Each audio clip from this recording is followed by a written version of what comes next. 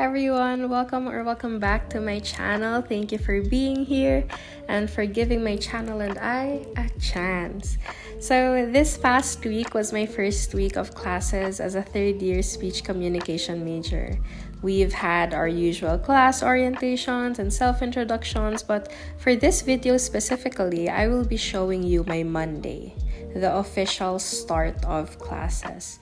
I spent it on campus after 2 years of remote learning, and to be honest, first time ko talaga to really take the time exploring UPD Liman because dati I've been here a couple of times for events like GMA's Market back in high school and admin work, so just to process my registration or enrollment requirements, but that's about it.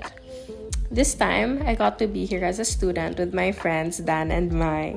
And funny, kasi first time ko lang talaga sila ma-meet in person, so that's super interesting.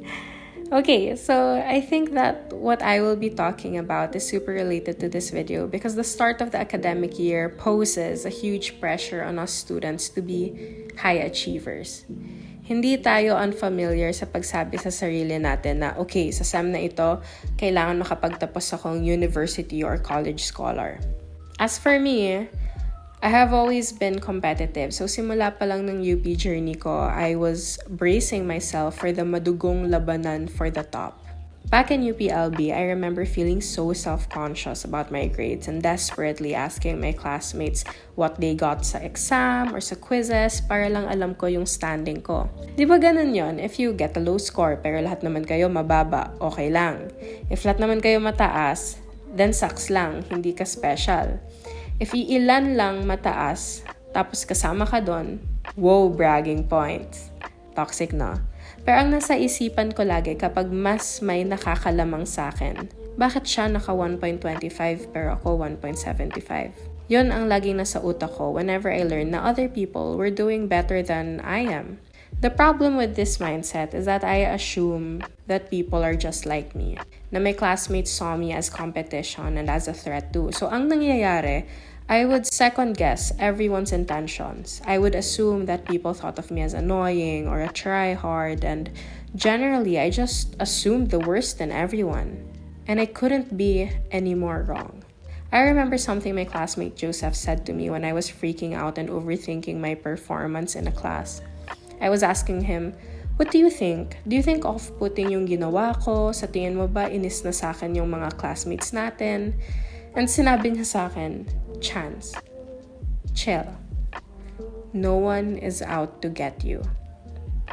I have been on my toes, wary of my classmates because of my insecurities brought about insistent calls for comparison and competition. Pero, sa totoo lang, hindi sila ang kalaban ko. Kasi to be honest, ako lang naman yung nag-iisip na people were waiting for me to fail. That my classmates didn't have my best interests in mind.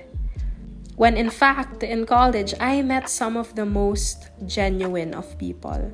Oni and Marco would send their notes and reviewers whether or not someone asks for them.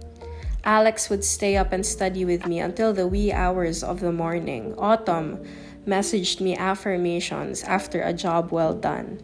Jonathan would give feedback and suggestions on my ideas and brain dumps. These are just some of the many instances I felt truly cared for by my classmates. So, sino ang biggest competition ko? Ako. Si Chance ang kalaban ni Chance.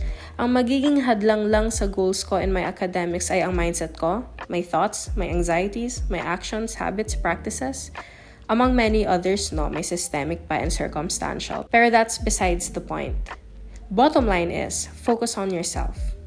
It can be paralyzing to constantly pit yourself against other people. Ask the right questions instead of, uy, ano kaya nakuha na grade ni ganito? Ask yourself, was I better than the version of myself from the previous SEM? Natanggal ba o nabawasan yung mga incompletes ko?